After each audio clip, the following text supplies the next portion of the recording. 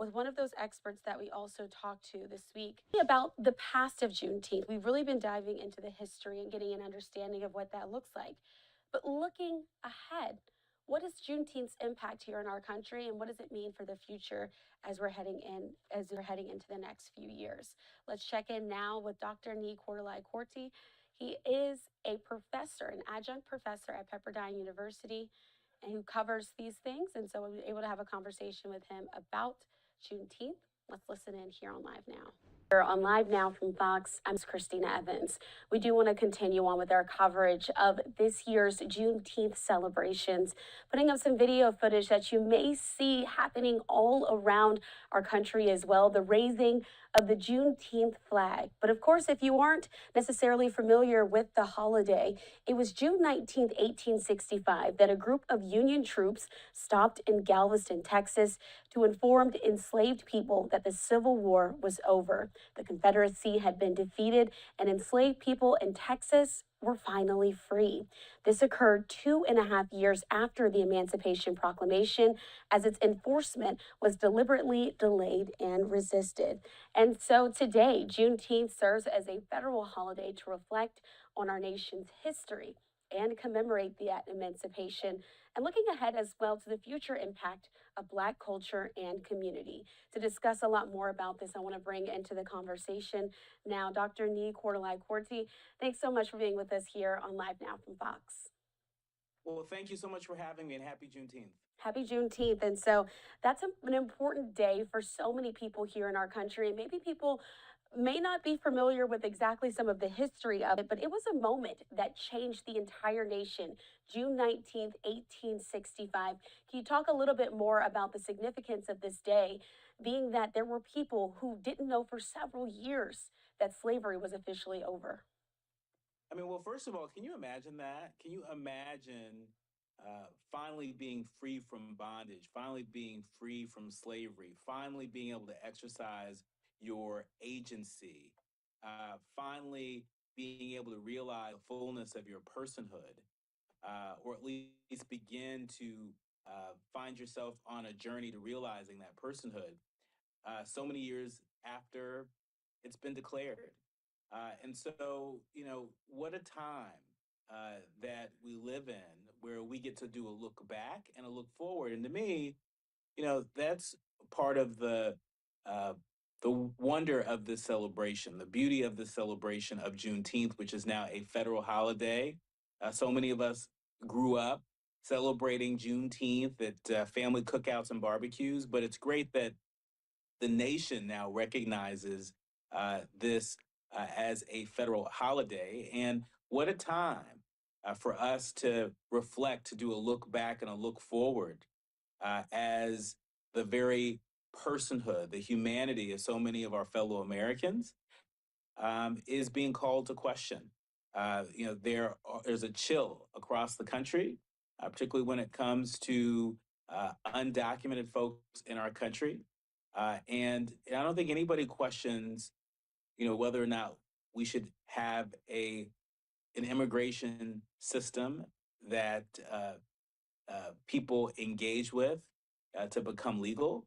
But I think some of the methods that we have seen documented on video, some of the methods that we've seen documented in the news is deeply troubling. And it's another reminder that it's on all of us to afford humanity to each and every one of us. And I want to go into a little bit further on that conversation just about the newly calls for recognition in our country. Again, this became a federal holiday back in 2021. It was then President Biden who signed that into law. It was called the Juneteenth National Independence Day Act. And so renewed calls for this attention on the holiday came, of course, after the tragic death of George Floyd in 2020. When we're talking about the linking between the past as well as what it means to move forward as well, what are your thoughts about the fact that it is a federal holiday now following those acts that happened in 2020? Well, this federal holiday has been a long time coming. As I mentioned before, I certainly grew up in California celebrating Juneteenth with my family. My parents met at a historically Black college university in Tyler, Texas. And there, they began celebrating Juneteenth, and it's something that they brought when they moved to California. But this is a reminder that Juneteenth is for all of us. Yes, it represents a very sordid part of Black history. But as you know, Black history is American history. And so it's an opportunity for us all to learn. It's all an opportunity for us all to lean into our history and and grow from it. And I think there's no time like the present for us to grow from some of those historical moments, those historical acts that are sordid, those historical acts, that might not make us all feel warm and fuzzy, right? But there's an opportunity for us all to grow from them. I think former President Biden, saw an opportunity to uh, usher in that line of thinking, to extend that to our fellow Americans by making this a federal holiday. And so, also, when we're talking about this, you mentioned the fact that it's for all of us because it's been around the nation that July 4th has been accepted as the Independence Day as well. But it's also important to put that same sort of emphasis on a holiday like Juneteenth because of its significance here.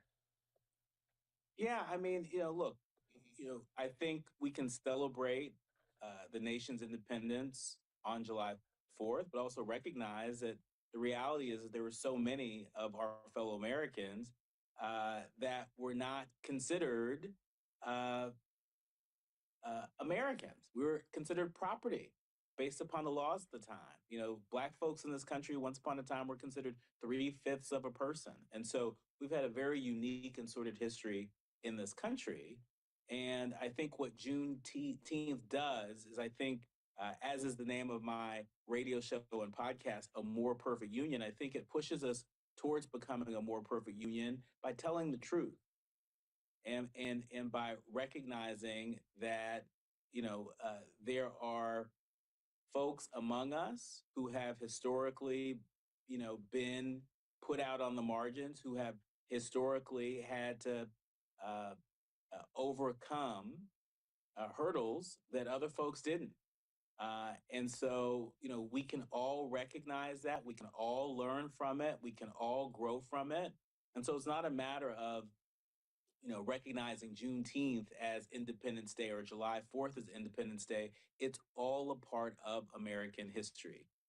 And if folks don't do anything else on Juneteenth but reflect, my prayer is that that will help to make us a bit more of a perfect union if we dare to act on it.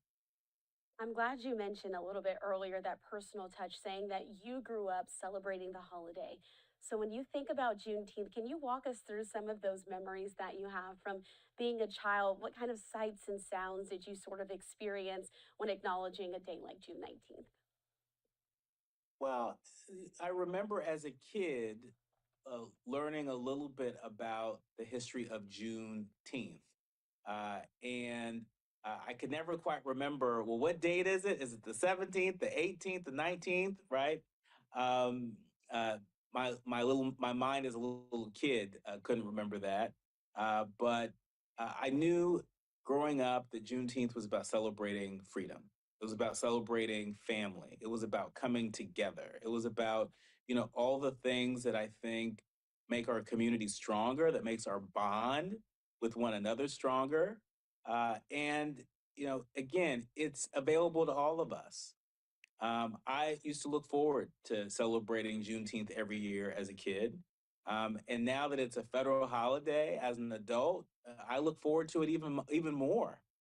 I see it as an opportunity for us to come together, for us to remember the past, but to also look forward.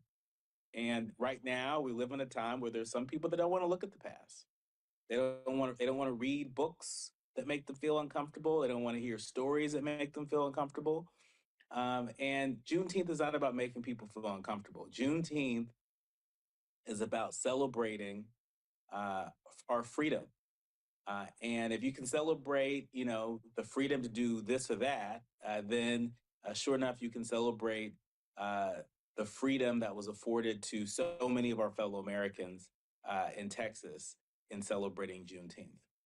And so you've been speaking on this concept of just reflection, but you talked about it early on also in this interview, but let's talk about moving forward as well. The African American community and others can usually use this time as well to look forward, see where we stand in this country and what things they want to pay attention to more moving forward. What are your thoughts on that? Well, I recently had a chance to participate in the State of the People Power Tour that has been traveling across the country and engaging in Black communities with grassroots leaders, grassroots organizations, leaders on the front lines that are doing that future-facing work, doing that future-facing organizing work. And so, I think Juneteenth is an opportunity to tap in, right? Not just to reflect, but how can we all be a part of building a more perfect union starting in our communities? And so, State of the People Power Tour, their last stop will be in Baltimore, Maryland on Saturday. I'll be there for that.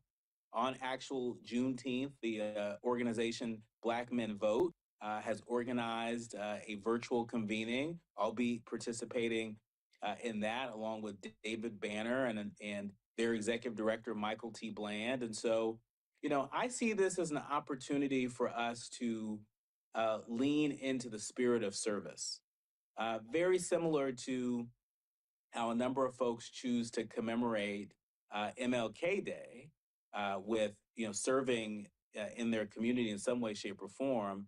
I see Juneteenth as giving us another opportunity to come together to celebrate our freedom, but to also find ways to strengthen our bond, to connect, and to serve.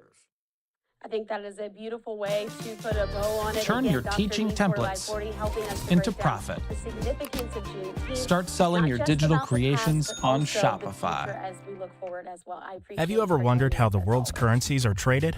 Thank The you foreign very much. exchange market, also known as the I Forex. appreciate the conversation that I had there with Dr. Lee for Life. What if I told you there's a place so magical it literally disappears? Not in some metaphorical, romanticized way. I'm talking gone, wiped clean, an island that vanishes with every hurricane only to rise from the waves again.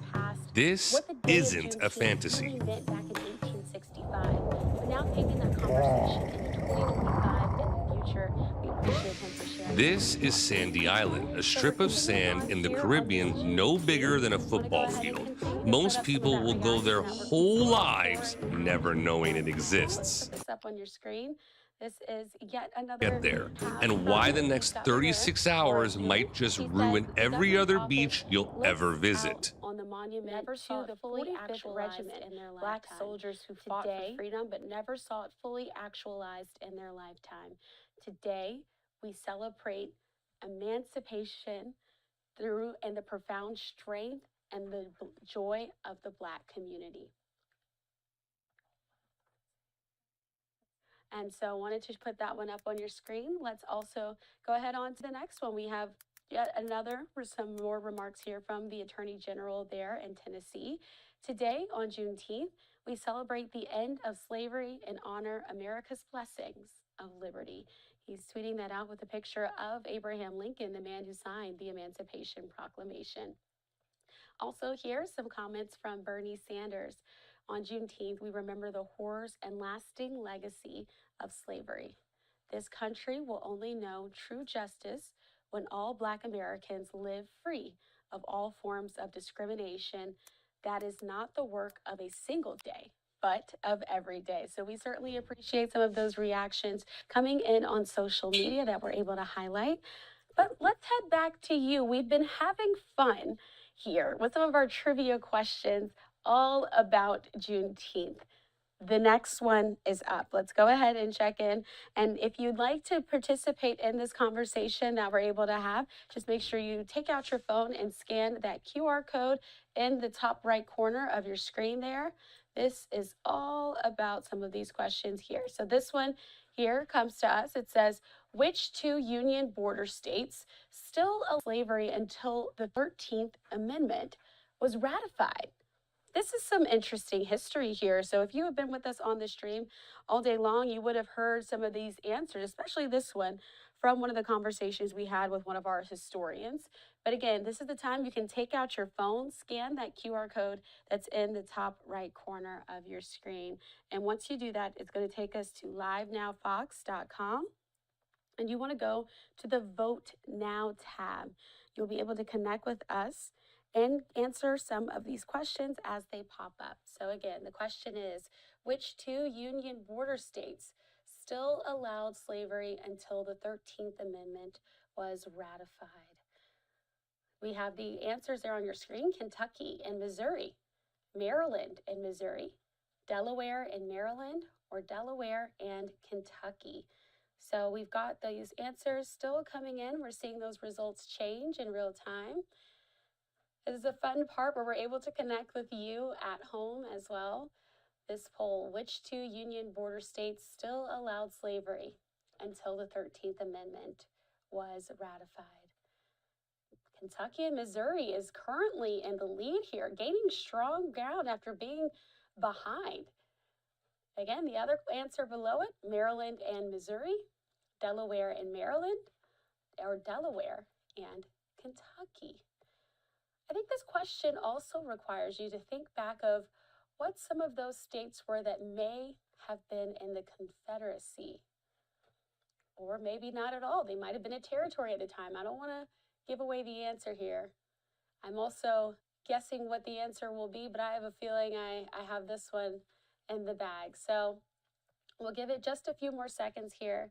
Again, if you want to participate, we're going to be continuing on and changing our poll question in just a second here. So make sure you log on to livenowfox.com, and you'll be able to, once you're on our website, be able to find the section where it says Ask Now. And once you're able to go to the Ask Now section, you can answer some of our live questioning. But again, if you're joining us here on Live Now from Fox, we appreciate everyone who's been joining in and participating in a lot of these posts that we've been having as well. All right, I think that's been just enough time to get some of these answers in. Let's go ahead and reveal the final answer. The answer: Delaware and Kentucky. This is a shocker for all of the folks who may have selected Missouri and Kentucky. That was not the answer. But there you go. The answer was Delaware and Kentucky with 16% of the vote. This one may be the only one where we've seen people not be able to get it. All right, let's roll on to the next question. All right, here we go. Approximately how many enslaved people lived in the United States when slavery was officially abolished? All right, our first answer already coming in. 0.4 million for the first answer that's coming into our newsroom. But again, if you want to participate in this, make sure you take out your phone, scan that QR code that's in the top right-hand corner. It's going to take you to our website. You can scroll down so you're able to hit the Connect with Us part of our webpage. Once you're able to connect with us, you'll go underneath the Vote Now tab. And so if you are still on the website, you might just need to refresh it so that way that new question populates for you. But here we go. How many people were enslaved in the United States when slavery was abolished? We've got some answers that are all over the field here. The first one, 1.2 million. Second one, 2.4 million. Third one, 3.9 million. Lastly, 9.3 million. This is the question: how many people were enslaved at the time that slavery was abolished? I would assume that would mean the ratification of the 13th Amendment that we just discussed a little bit earlier here on Live Now. And so these answers are continuing to pour in. Ready for an incredible all-inclusive Caribbean getaway? At Ocean by H10 Hotels, your perfect escape to Riviera Maya, Punta Cana or Montego Bay is just a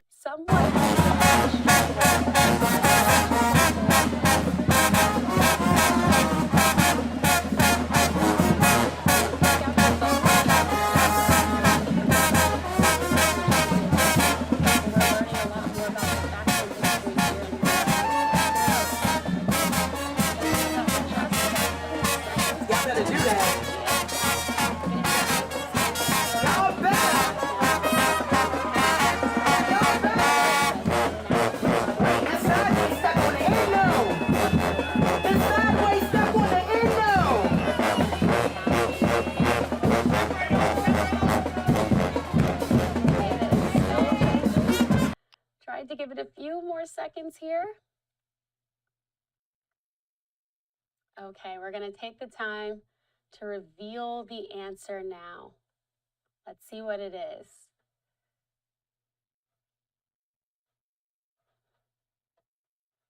Let's reveal it.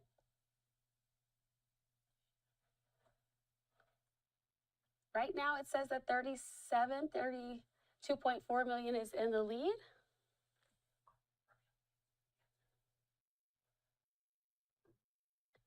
And there it is, 3.9 million. This was a close one. At the end of those results there, 1.2 million had 25%, 2.4 had 35%, 3.9 million people were enslaved at the time that the 13th Amendment had been ratified and slavery was officially abolished here in the United States. So the other one, 9.3 million, had 15%, but 3.9 million was the correct answer. Congrats to everyone who was able to select that one. All right, let's take a look at this question on your screen.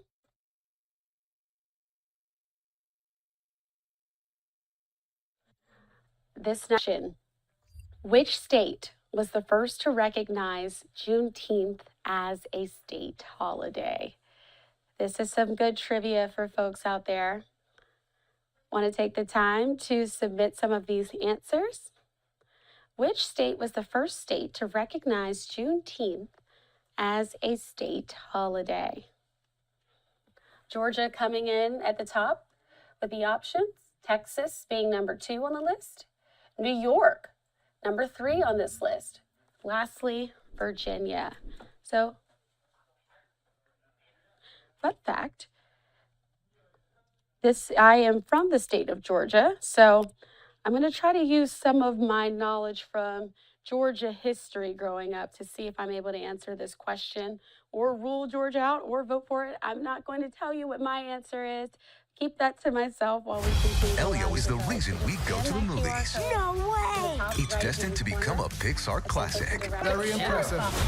It's bold, hilarious, and emotionally out of this world. It's a win-win-win. Disney and Pixar's Elio. Rated PG. Friday. Wondering when the capital gains tax applies? Let's look at it together in this edition. Just sliding ahead a few moments ago. Virginia, the least amount of votes at this time. But we're watching as these numbers are coming in. This trivia is a good opportunity to just get a little bit more familiar with U.S. history. We've been learning some fantastic facts as we've been going throughout the day. But this is the latest question. Which state was the first to recognize Juneteenth as a state holiday?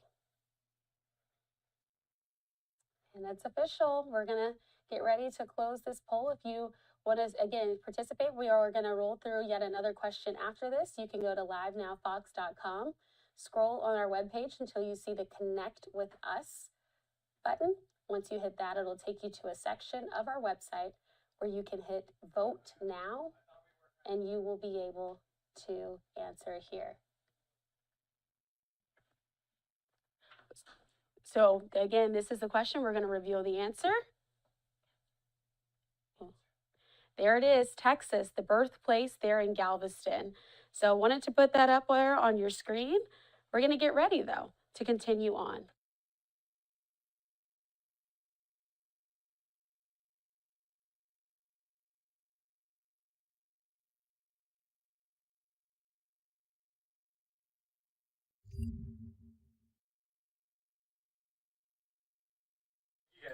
All right, there you go. This is our next question now that's up there on the screen.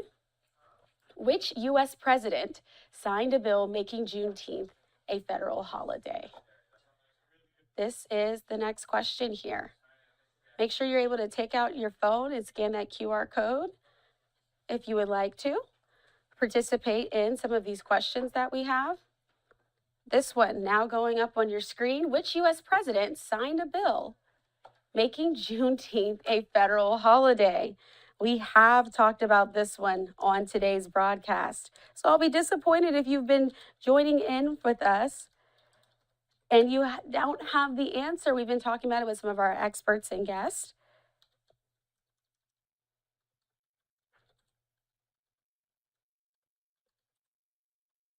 All right, there you see it. So the answers that we have there up on your screen. We have Bill Clinton, as well as Barack Obama, Donald Trump, or Joe Biden.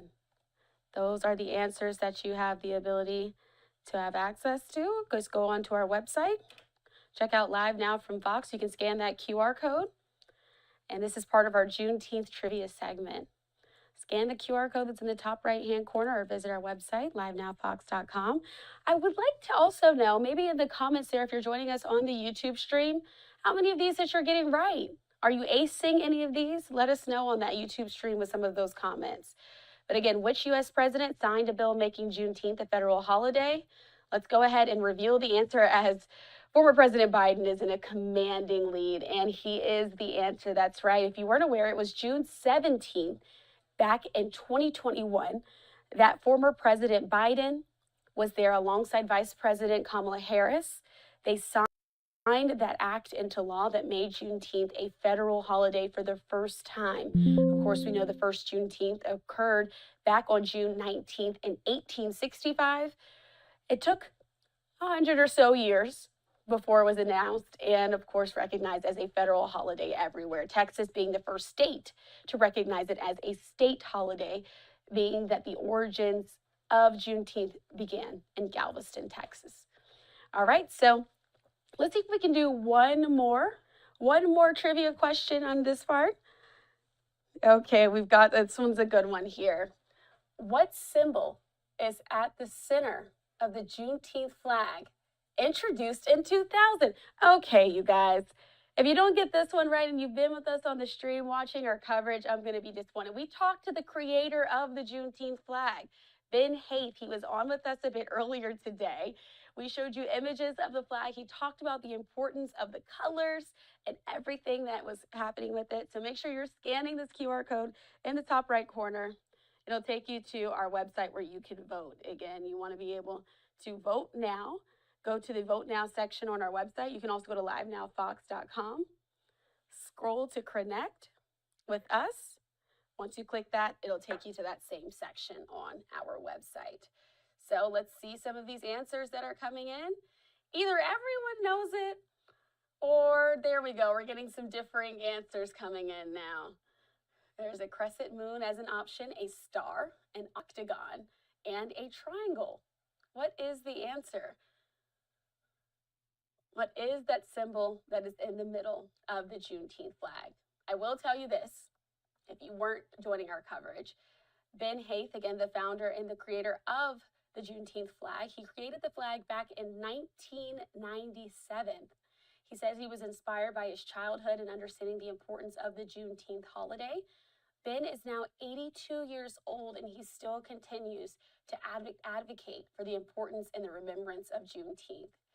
But he, alongside another artist, created the modern Juneteenth flag with the colors red, white, and blue, wanting to use the colors of the American flag, as he wanted to acknowledge that this is American as well. So again, putting this up on your screen.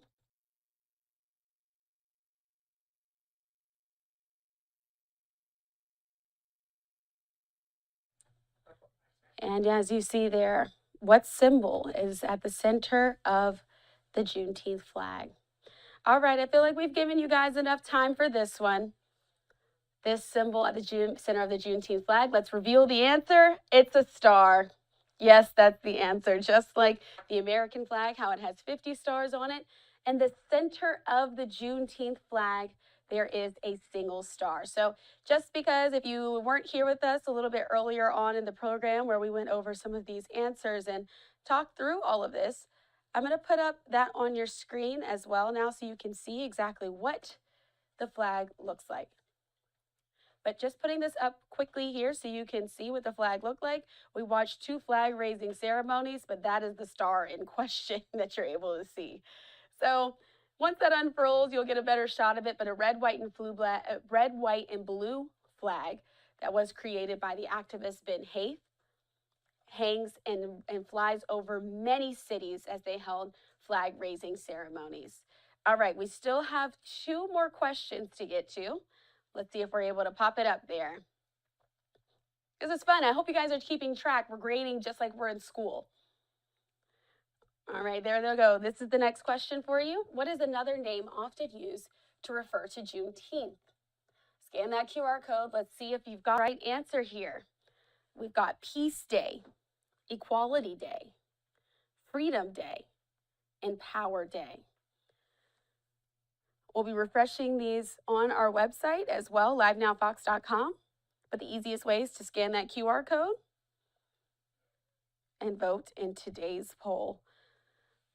So Peace Day, Equality Day, Freedom Day, or Power Day?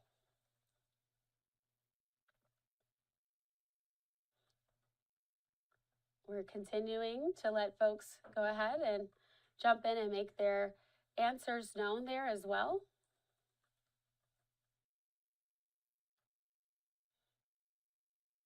All right, Freedom Day has a commanding lead at this point, 75%. Nope, as I speak, it continues to go up, 77% of the vote. 78. Okay, I think we have a clear front runner here. Let's reveal the answer.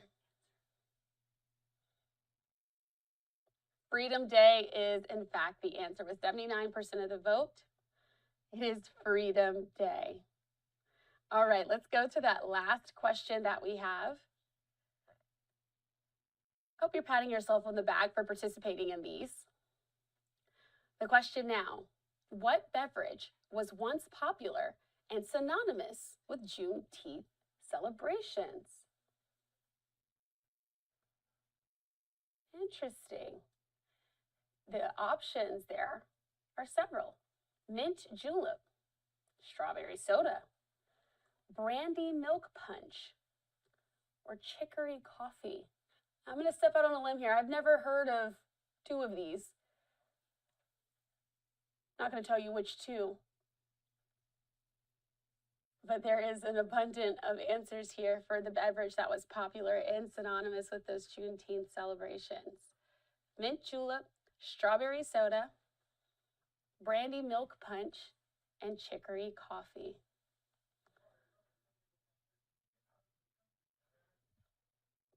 Very interesting. We'll see what answers come of this. Again, this is our last question here, so I want everybody to be able to participate.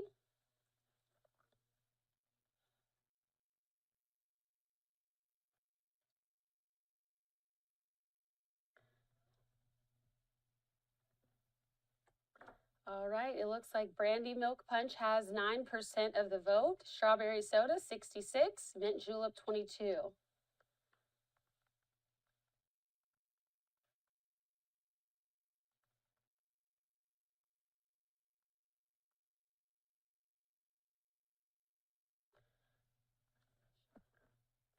All right, we have the answers coming in still. Strawberry soda is still in the lead here with 70% of the vote.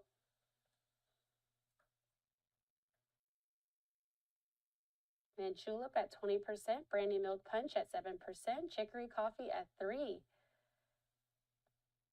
Okay, I hope you've had fun with some of our coverage here, some of these trivia questions. My thanks again to our producer there, Carla, who came up with them. Carla, let's reveal that last answer. Oh, it was strawberry soda. Okay, so maybe you were keeping track of which ones you got right, which ones you didn't. but we hope you just at least learned something along the way. So that was really fun there to talk through and walk through some of those questions and things that we had as well. Here on this Juneteenth holiday, we like to be able to help and make sure that we're educating us as well as learning something new during this Juneteenth, still taking the time to reflect as well. In the meantime, though, we've been continually watching some of these events that have been coming into our newsroom as we're celebrating Juneteenth. And a bit earlier today, there in New Hampshire, they did just that. We want to now check in as they celebrated Juneteenth in Portsmouth, New Hampshire. Let's listen. Be inspired by. This is our nation. It takes work to realize it. And I'm so glad that we have the energy to do so. Amen?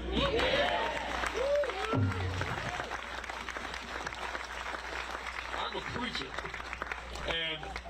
And I know that part of what sustained those ancestors of ours who were enslaved, and they were Americans.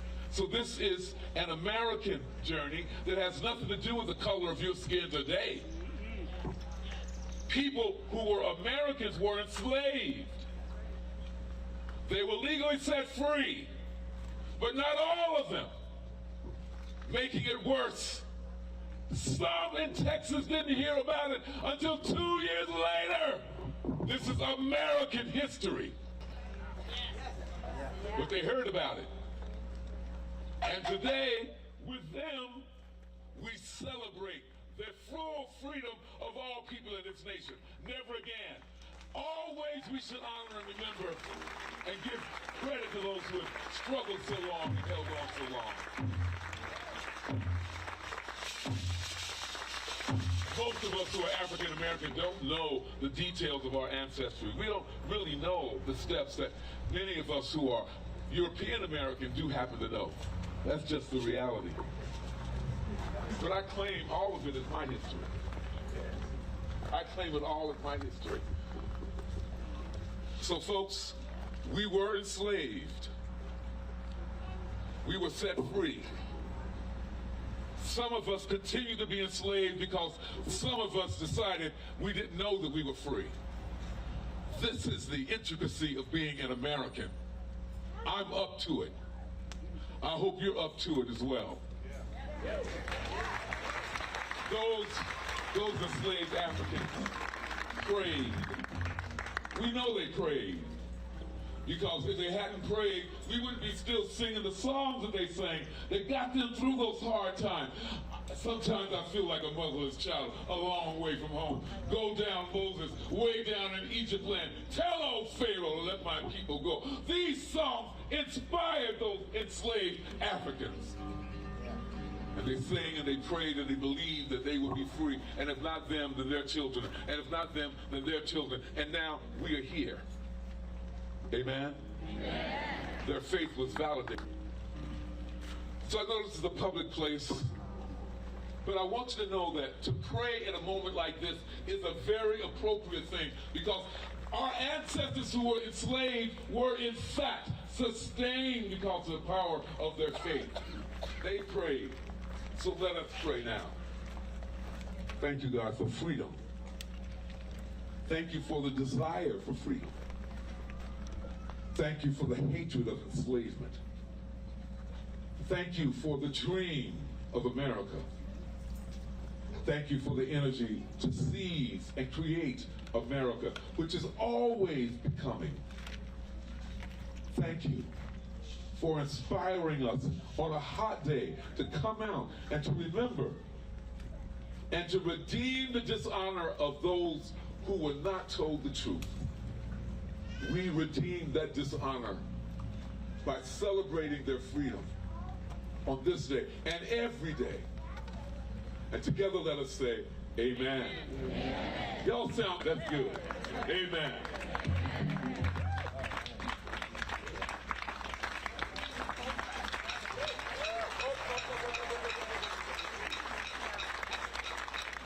There was one other thing that I needed to do. A tradition that is an African tradition is that on formal occasions and celebrations, it is good to acknowledge those who have gone before. And so that is done by pouring a libation. remembering and honoring all those who have gone. It is really a sacred thing, because when we pour libation, we remember that blood flowed, that lives were lived and lost, and that we continue. Remember those and honor those who went before. We honor and remember those who were lost. We honor and remember those who are still struggling. We honor and remember all those who believe in the dream of America. We honor and remember all of us.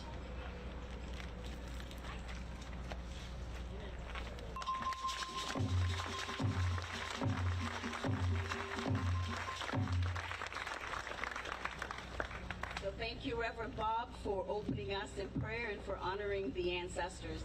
And just before I start, I want you to know this is New Hampshire. Look around you.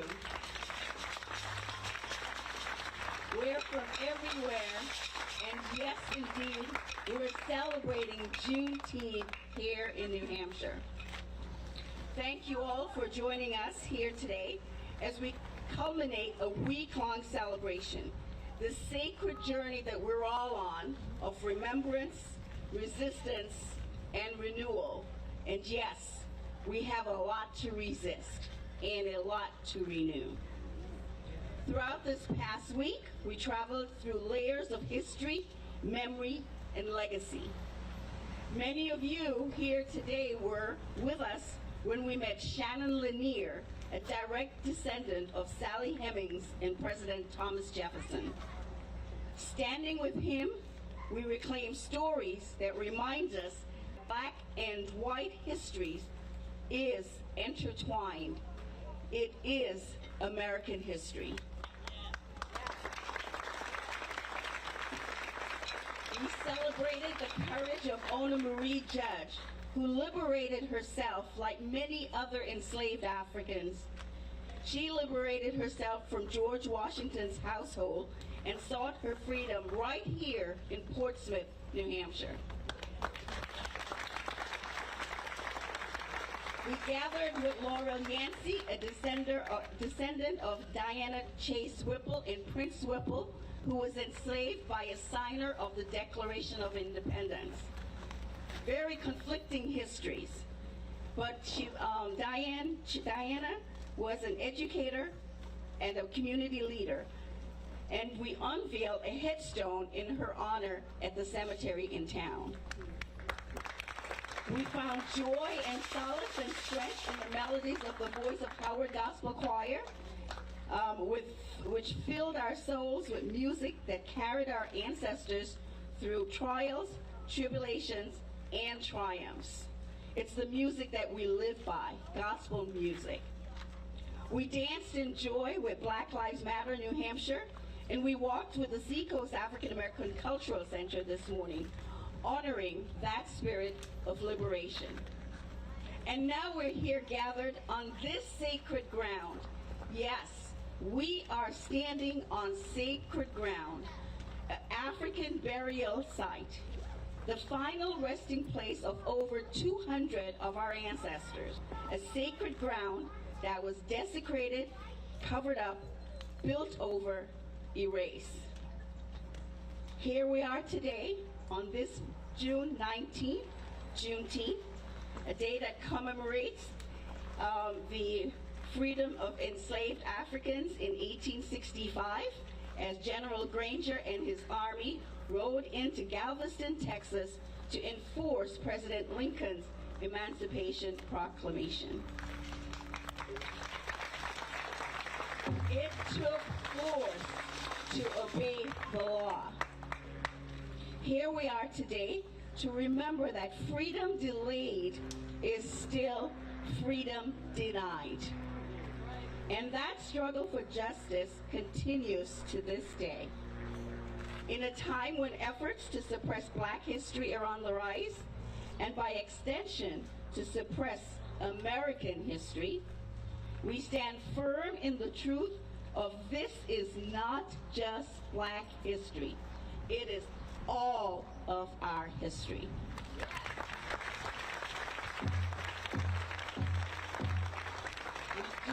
gather to simply remember that fact. We gather to celebrate it. Today we celebrate that extraordinary journey from being stolen to enslavement to resistance to freedom to this very moment of remembrance with pride. We celebrate the 10th anniversary of this park through technology, and if you get a chance, you'll get to see what the Black Heritage Trail is doing, creating an outdoor museum. Check with the folks at the end. With your phone, you'll be able to hear the whole story of the African burying ground. And, I lost my space. As we celebrate through music and movement, beginning today with the powerful African drumming of Aquaba Ensemble, they will follow us. We're going to hear some words from our state representative and our town assistant mayor, Joanne Kelly. And I just want we will close today with a celebration of all of us coming together to dance with boots on the ground, because it's going to take all of us working together with our feet firmly planted on the ground to create the change we want to see and the America we believe in. So without that, I pass it on to Joanne Kelly, our assistant mayor.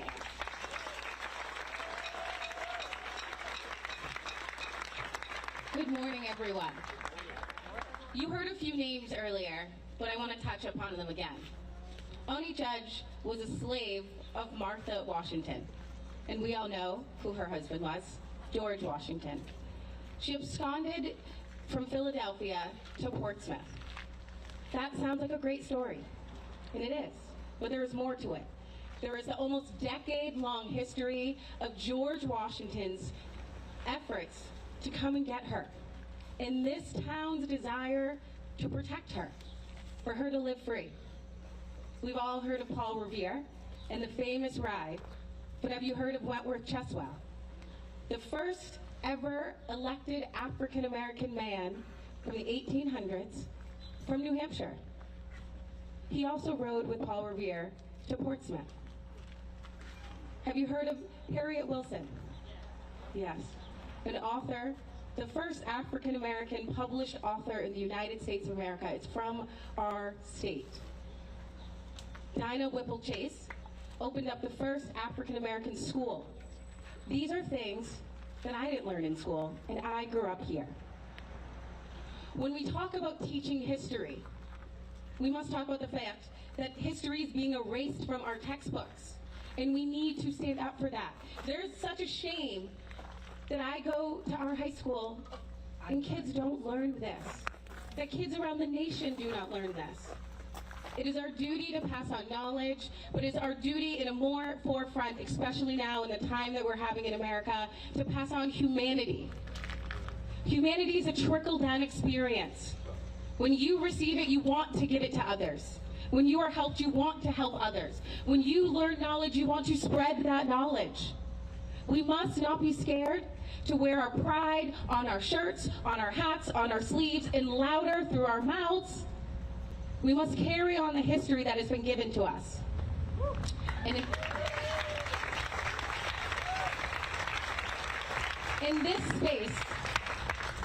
space it is so important, because this space was on maps. This was known as the Black Graveyard, the African Graveyard. This space was on maps for 100 years and then disappeared. It was forgotten. It was erased by choice. And we have to make a choice every day to not let that happen again. That when we find something that has been erased, when we find someone that history did not respect, that was lost to the textbooks, that was erased from the textbooks, that was never in the textbooks, that we must add them to the textbooks. We must be louder than the silence that is put upon us. And we must know, especially at this time in our nation, that this is not a black and white issue. This is every color in between.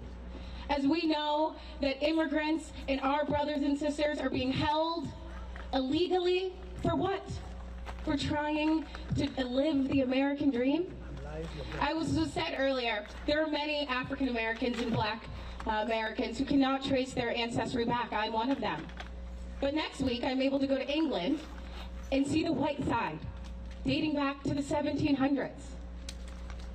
How sad of a history is that? That I'm able to see where one space immigrated to, but not know the other side who was brought here in chains. And we must sit in the awkwardness of these conversations.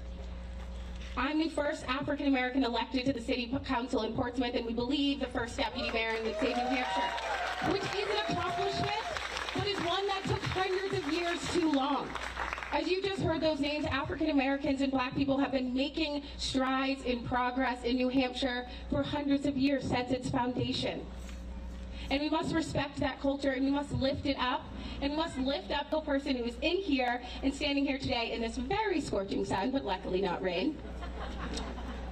But history cannot be forgotten, and we must sit in the discomfort, and we must welcome the conversations of the dualities of life, that you can be equally Black and equally white, that you can be equally proud of your African heritage as your Irish and English heritage, and you can be loud about both, and nobody gets to choose your identity but you.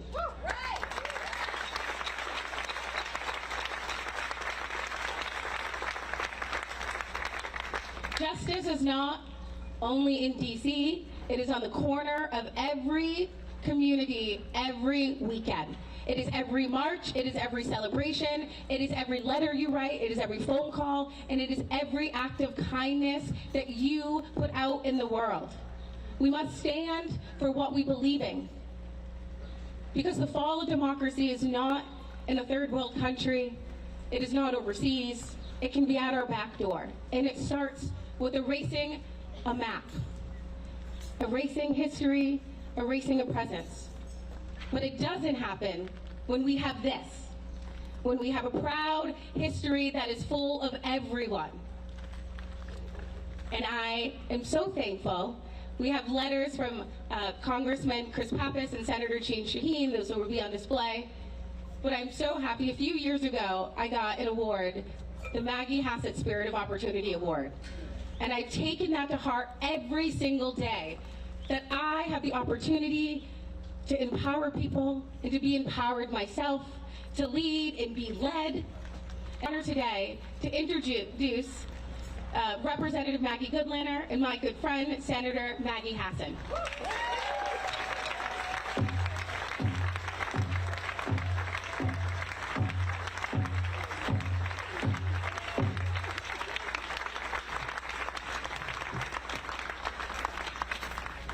Happy Juneteenth. I am so honored to be with all of you. I am so grateful to the New Hampshire Black Heritage Trail for all the work you've done. And if some of you haven't had a chance, I haven't been to every one of the stops on the trail, but visiting the trail has taken me here and Exeter and Warner and Nashua, and where else have we been? And Milford and Newmarket, which is where Mr. Cheswell lives. And just have a good time. Black man, we believe, in the United States, was from Newmarket, New Hampshire, so just right down the road. Look, we've talked a little bit today about the complicated and conflicted history that brings us here. My father was a child of the Deep South. He grew up in Jacksonville, Florida during Jim Crow. And his ancestors enslaved people. That is a very painful and shameful part of my history. My dad also fought in the Battle of the Bulge, the first battle in our country's history where the troops were truly integrated, not because we were suddenly enlightened, but because the casualties were so high they needed everybody they could. And for my dad, that was a light bulb moment. Everybody on that battlefield was sacrificing for their country in the same way. My dad used to ask us at the breakfast table, what are you doing for freedom today? Which is hard when you're like in 4th grade to answer. But the point he was trying to instill in us is the point that Reverend Thompson made and Joe Kelly made and other speakers will make, which is that this gift of democracy is one we have to work at each and every day. Our founders wrote those magnificent words. We're all created equal. And that vision statement, that mission statement,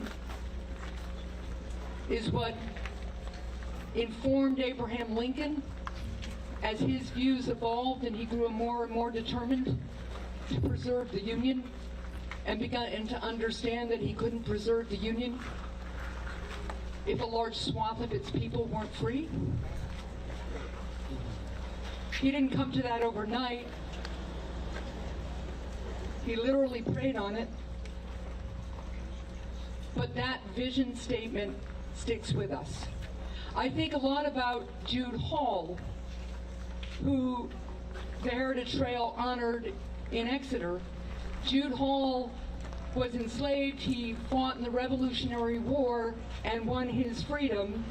Then 2 of his children were kidnapped and sold into slavery. And his grandchildren fought in the Civil War. Jude Hall believed in the vision of freedom that our founders laid out. He and his descendants were willing to fight for it generation following generation. I am asked a lot today, given what's going on in our country, what can I do? What do we do? Some of you know me. I tend to be someone who likes to kind of solve a problem, get things done. I'm usually not particularly focused on big speeches or proclamations. But right now, words are the powerful tools that we have. And words matter. The Declaration of Independence matters.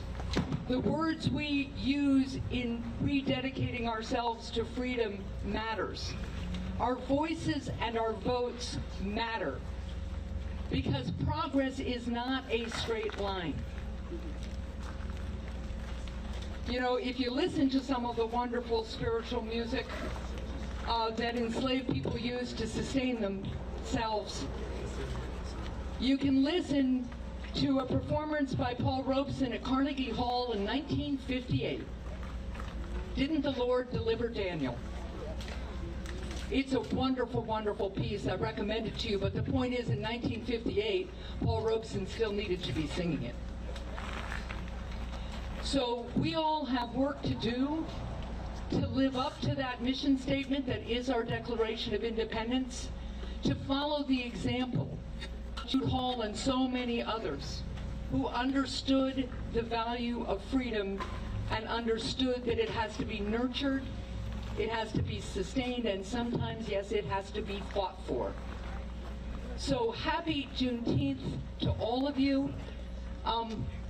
Last thing I will just say is my wonderful colleague, Raphael Warnock, was talking to some of us this week. It's been a week. In a difficult time, it's been a week. And, you know, what he reminded us of is that it was African Americans who transformed a religion that slaveholders had used to enslave people into a liberation theology. It's a very, very powerful thing. And he closed with these words. He said, God loves us into freedom and frees us into love. Let's all take that with us today. Thank you.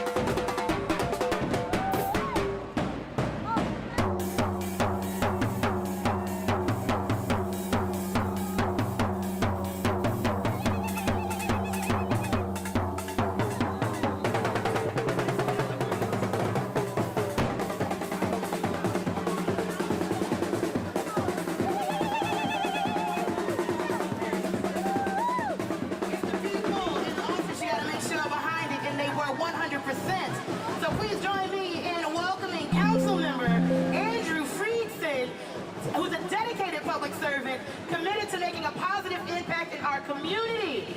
Let's give them a round of applause. Now, for those of you who live in Montgomery County, it's good to know who your council members are. So when you have questions, comments, concerns, and kindness, you know how to reach out to them. So say the name with me again. Councilmember Andrew Friedson. Now you know who to call. Now you know who to reach out to. If not us taking care of community, then who? Andrew Friedson serves as council member for District 1. One of his favorite things about Montgomery County, he says, is the families and how the village is right here. And that he's honored that of all the people that could be of service to you, you chose him and his fellow council members to take care of you and community. It's the Scotland Juneteenth Heritage Festival.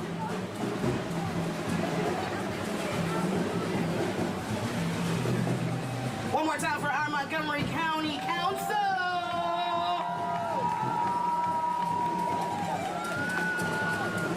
If you're sitting on the edge, pull up your toes. Yes. Look at all these wonderful people that represent Montgomery County. Our Scotland community, which is truly a part of the Juneteenth legacy.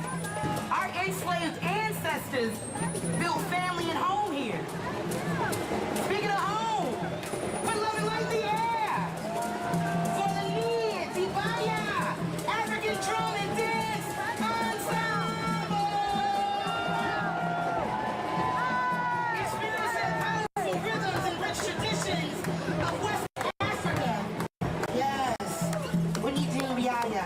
This incredible drum and dance ensemble brings culture, energy, and spirit to every performance. Put love and light in the air, village. For Nia Tibaya.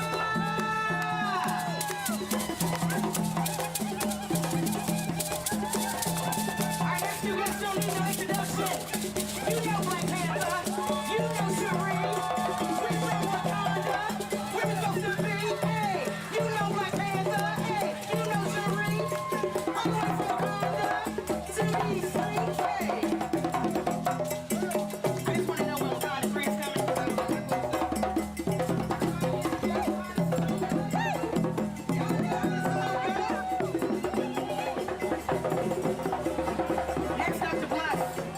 Next up to bless. Dazzling Steppers Dance Group. Precision, rhythm, and power. That is the Dazzling Steppers. Known for their sharp moves, fierce footwork, and unmatched energy. They're here to light up the street with every step.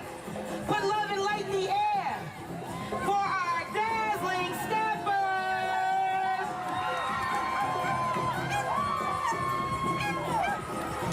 And when you think dazzling, only one village cousin comes to mind. What it do, Mirror Man? Are you ready to be amazed by the dazzling presence of the Mirror Man? A living work of art and reflection. Covered head to toe in brilliant mural tiles, Mirror Man reflects the power, the pride, and the legacy of Black history and excellence. Take a good look at him so that you can be reminded that when we look in the mirror, we don't see nothing but strength, beauty, and excellence. Speaking of excellent things, is that Paw Patrol? Hey! Because you know, no job is too big, no bump is too small. When Paw Patrol is here. Today we have Chase the Police Pup, Marshall the Fire Dog, Sky the Fearless Flyer, Rebel the Construction Pro, and Rocky the Recycling Pup. These brave and beloved heroes are here to bring smiles and save the day.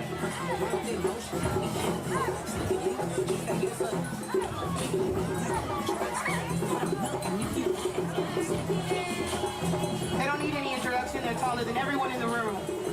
But the way you do that is so effortless.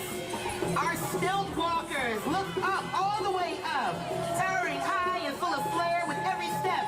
They bring excitement, color, and a touch of magic to to the parade. Let's give a big cheer for our village stilt walkers. And when we think village cousins, we think the next float pulling up. Can you tell me how to get to Sesame Street in Scotland? Coming down the street with big smiles and even bigger hearts, it's our friends from Sesame Street.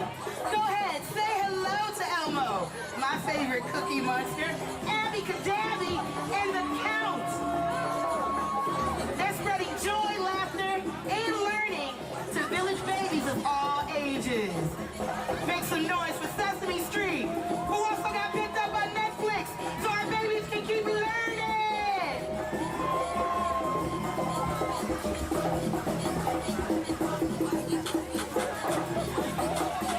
Now, it was really hard to get the next two in our parade to pull up. But my niece said if I didn't, I would be in so much trouble. That's why I am so happy to share with you that they made it! Bluey and Bingo are here! Yes, you know the Curious Sisters from the beloved show Bluey, known for their playful adventures and big hearts.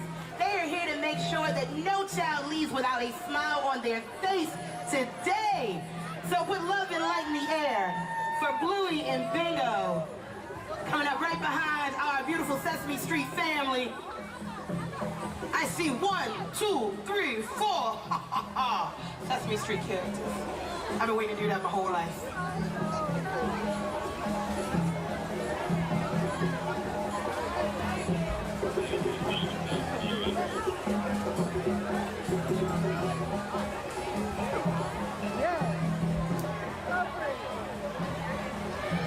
Wow, we've had so many good people come through our parade already.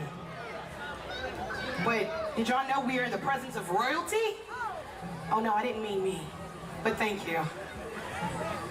I made a call, cousins. It was a hard call. But two princesses, please put love and light in the air for our favorite village cousins, Princess Tiana and Moana! See, Princess Tiana teaches us that power and hard work and dreams really bring forth realities. And Moana, well, the fearless wayfinder who follows her heart and honors her heritage, shows us how to show up and be us unapologetically. Love and light in the air for the Princess Tiana and Moana!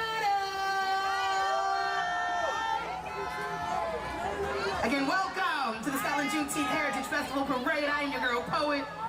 Don't be afraid to high five. Don't be afraid to take a pic and tag us in it.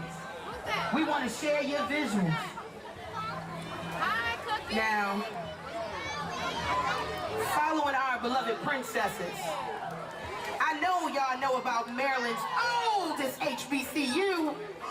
They don't play no games, baby. I am talking the Bowie State University. Right now we have our Bowie State dancers and cheer team here with one of our favorite bulldogs. So go ahead and make noise for the pride of Prince George's County. Bowie State University dancers and cheer team who bring fierce spirit, precision, and bulldog pride to every performance. Shout out to Bowie for also being the host school for the CIAA in Baltimore through 2029. If you've never been to the CIAA, you get to meet phenomenal HBCUs just like this and learn how you can make them a part of your legacy and journey. So Bowie State, what y'all got for us?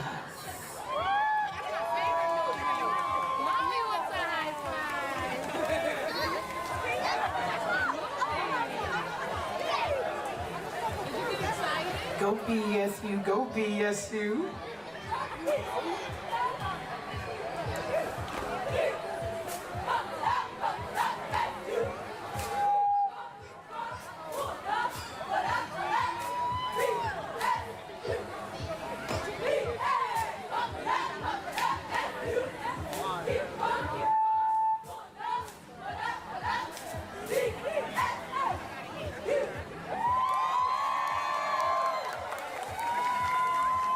I told you BSU wasn't nothing to play with. The Bowie State dancers and cheer team, one more time, village. They got up early to make sure that they did this. Uh-oh.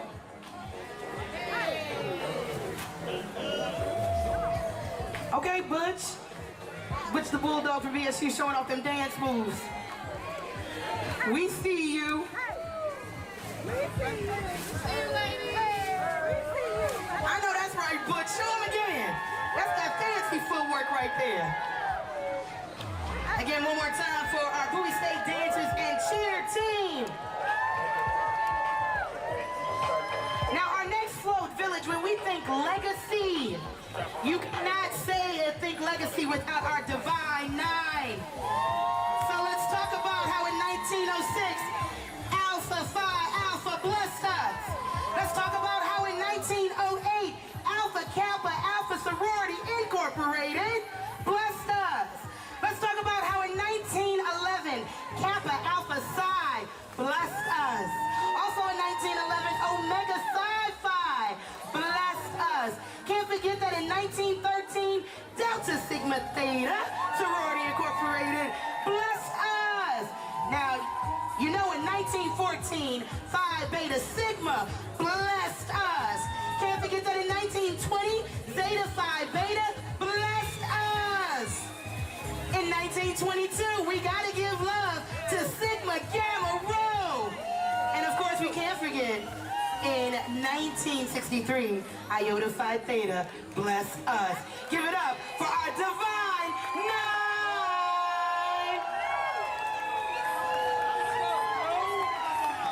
I want to shout out my Zeta sisters who made sure that I had all those years right, so I could be respectful to y'all.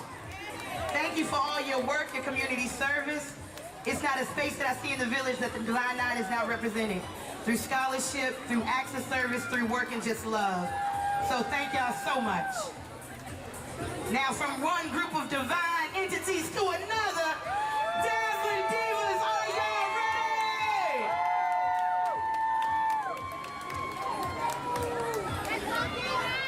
Oh, it sounds like somebody got their whole family right here and I'm with them. Who we shouting out, girl? Who? Sequoia, let's go, girl! So right behind our Divine Nine float, you will meet the Dazzling Divas dance group. Shining bright and bringing unstoppable energy. These talented performers light up the stage with their grace, their style, and powerful presence. Y'all are about to be blessed by the best. The Dazzling Divas have arrived. Established in 2024, the Dazzling Divas Performing Arts Company says, listen, if you can find a beat, they can help you find it too. They believe in uplifting our young people to see that they are able to be anything they set their mind and hearts to. These performers practice tirelessly after school work, after homework, after home chores to make sure that they are at 100% for every performance. So if you have a dancer, a performer in your life, you might want to call the Dazzling Divas. I just want to know if y'all take big kids. Big kids. I'm a big kid.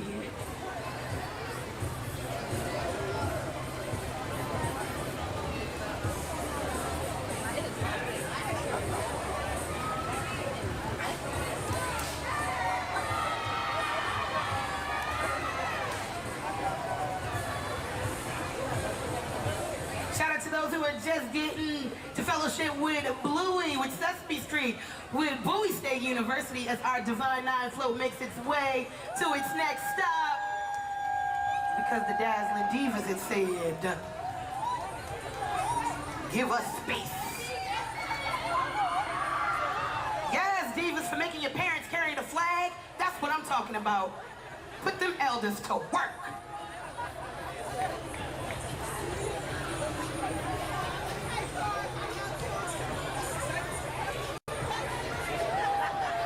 Whoever you're standing to right now, I want you to turn and be like, you know, you were a part of the Juneteenth legacy team.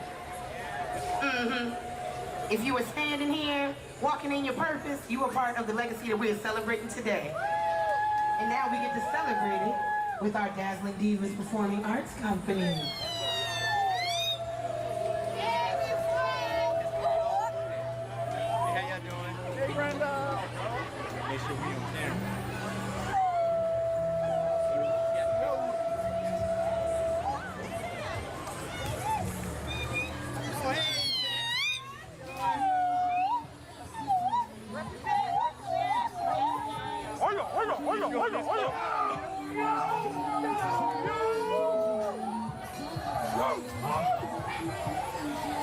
Now that's how you dazzle. That's how you do that there.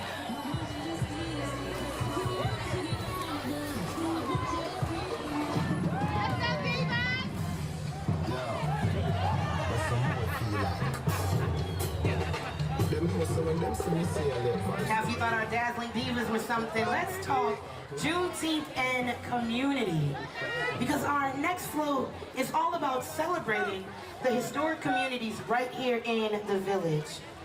And when I say historic black communities in Montgomery County, I mean that. So, cousins, put love and light in the air as we celebrate the rich legacy, culture, and contributions of our local heroes and trailblazers, and we honor the Scotland community. Emory, Grove, you in here or what? Tobytown, Damascus, Sandy Spring, and Kengar. This float is a tribute to the past, a celebration of the present, and an inspiration for the future. Let's show our attention for these historically black communities. See, this is a reminder that you've been, and you are cut from magical cloth. A reminder, Scotland was a community started by a formerly enslaved ancestor whose descendants still live here today. So if they can do it, we all can do it. So thank y'all again one time for our Juneteenth Celebrate Freedom float of our historic Montgomery County communities.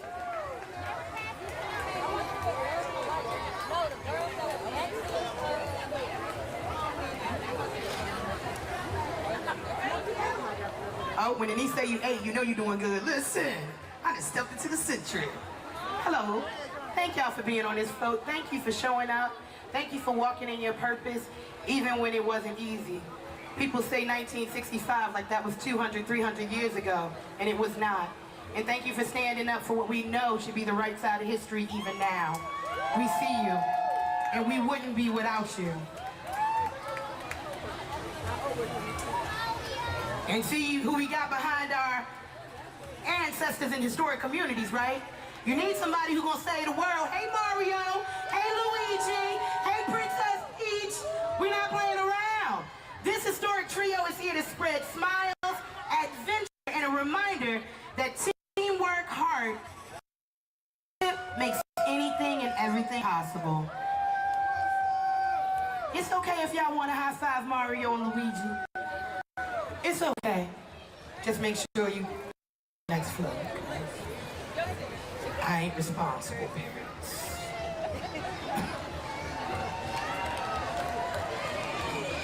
Now, we just had the royalty that is Princess Peach with Mario and Luigi hit our Scotland Juneteenth Heritage Festival Parade. But nothing, and I mean nothing, screams royalty like the Limitless Dancing Warriorettes dance group making their way now.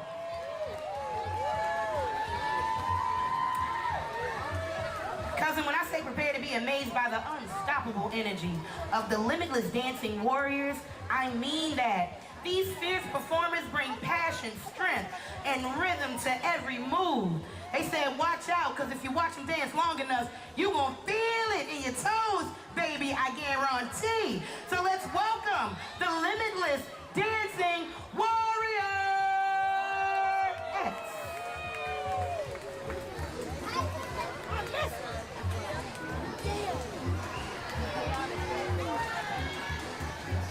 Now, Warriorettes, I'm going to see Beyonce. Somebody gotta let me hold the outfit.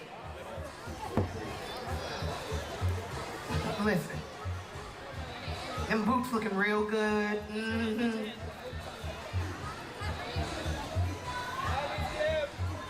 If y'all like what the Limitless Dancing Warriorettes are giving, make some noise. Cause this they day off too. And they've been up, getting ready for y'all. So we gonna make sure we show that we appreciate them showing up for us. That is Mario, and who's that? For those to my far left, you are just now getting our historic community float, followed by Luigi, Mario, and Princess Peach. Princess Peach. Now. I see you, Nana, in the dress. It's okay for you to dance a little bit with your Limitless Dancing Warriorettes. You're supposed to dance. You're supposed to dance. Who you cheering out, Ma?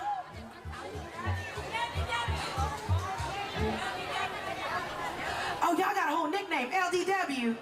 Thank you, Dance Mom.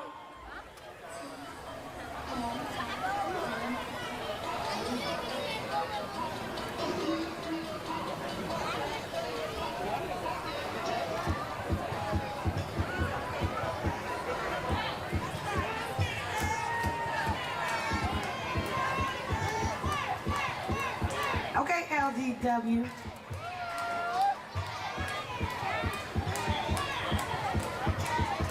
Guess what, Warrior? 4 plus 4, 8. You did that.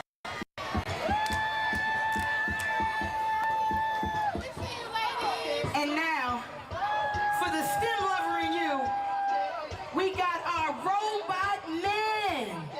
Are you ready for a futuristic show like no other? Well, that's why the robot men are here. Amazing performers blending high-tech moves and electrifying energy to dazzle the crowd. Yes. This is so cool.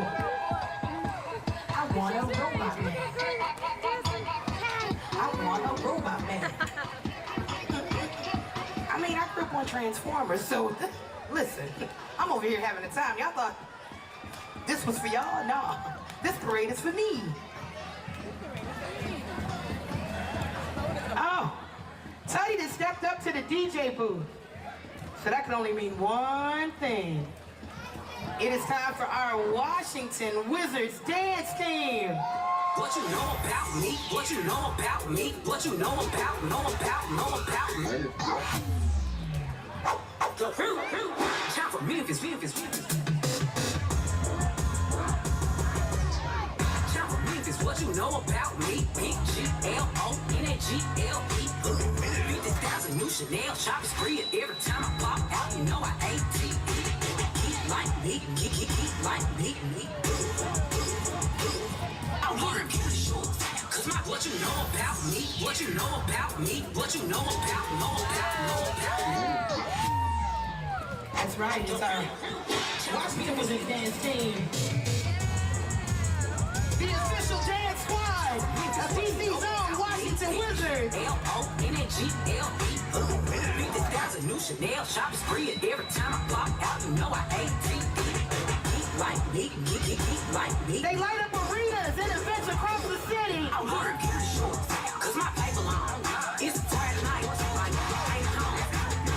Cash out, new bar, AMG, outside, where we come with some bloody red sea.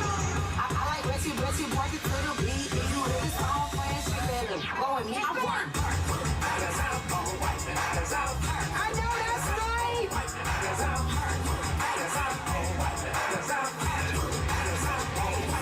What you know about me? What? I know that right there is all right with me.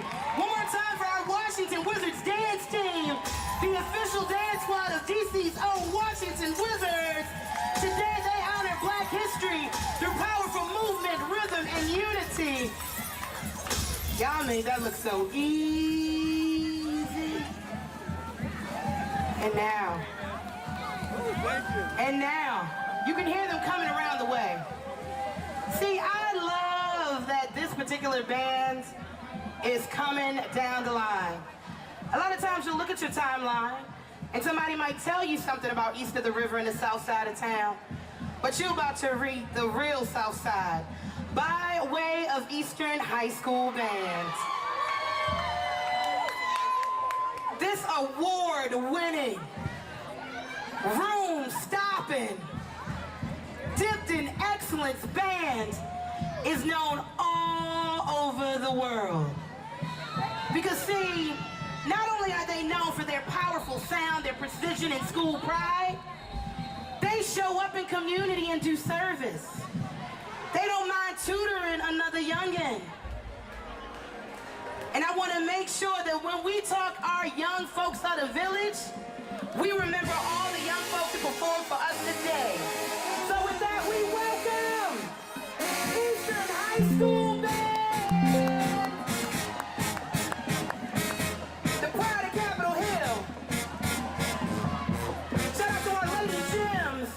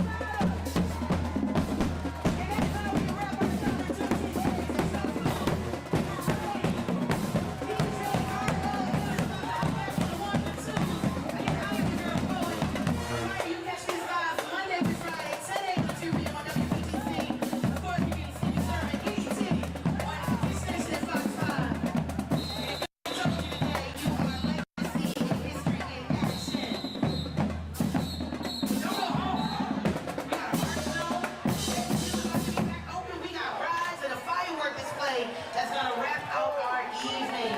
So make sure you take a moment to visit our vendors, that food court. What are we doing, DJ Stone? And just have a good time and fellowship in real life.